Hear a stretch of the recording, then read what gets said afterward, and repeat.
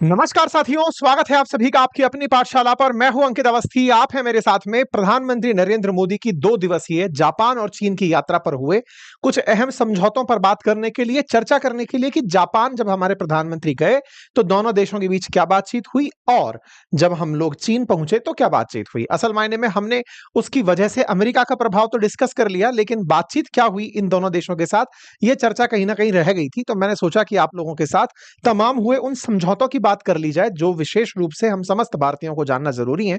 विशेष रूप से तब जब जापान भारत के साथ में अपनी तरफ से बहुत बड़ा इन्वेस्टमेंट अगले 10 सालों में करने का अनाउंसमेंट कर चुका हो।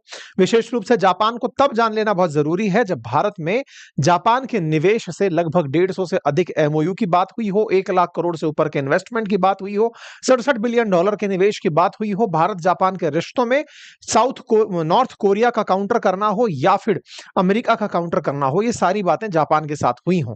जापान भारत का बहुत ही जबरदस्त मित्र है। लंबे समय से जापान के द्वारा भारत में निवेश किया जाता रहा है।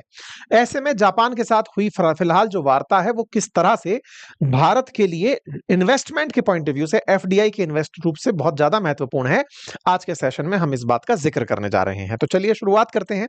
प्रधानमंत्री नरेंद्र मोदी फिलहाल इंडिया आ चुके हैं। जब इंडिया पहुंचे तब इन्होंने बताया कि 15th इंडियन जापान जो इंडिया समिट है वो कंप्लीट हो चुकी है और उसके अंदर जो बातचीत हुई, ना केवल इंडिया जापान समिट के अंदर अपितु जो एससीओ की समिट थी उसके अंदर जो बातचीत हुई वो पूरी तरह से आज हम आपके साथ ब्रीफ करने जा रहे हैं। प्रधानमंत्री मोदी पहुंचते हैं जापान। जापान में उनका स्वागत होता है, यहाँ के प्रधानमंत्री से आपकी मुलाकात होती है और दोनों देशों के बीच में जो उनके लीडर्स हैं उनकी वार्ता होती है। वार्ता होती है तो वार्ता में जिस तरह की बातें निकल कर आती हैं वो विशेष रूप से इस समय जब डोनाल्ड ट्रंप पूरी दुनिया पे कहर बरपाए हुए हैं उस समय पर ये बड़ी वार्ता के रूप में कंसीडर की जाती है। कंसीडर क्यों? क्योंकि इनका ये मानना है कि इनके भय के चलते दुनिया में कोई भी देश आपस में किसी भी प्रकार का व्यवहार नहीं रखेगा।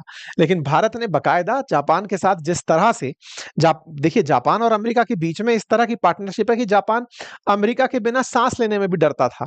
लेकिन अब अमेरिका के द्वारा भारत के साथ जो भी व्यवहार किया जा रहा हो उस बीच में जापान जो है वो भारत के साथ में इन्वेस्टमेंट की बात कर लेता है।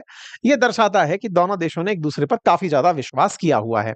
प्रधानमंत्री के ट्वीट 29 तारीख को आना शुरू होते हैं कि भैया हम जापान पहुंच चुके हैं, यहां पर मुझे वार्म वेलकम मिला है जो इंडियंस यहां हैं। इसके साथ साथ ही कुछ ऐसी तस्वीरें बाहर निकल कर आई, विशेष रूप से राजस्थानियों की तस्वीरें, जहां पर राजस्थानी संगीत गाते हुए कुछ जापानी महिलाएं यहां पर दिखाई दी।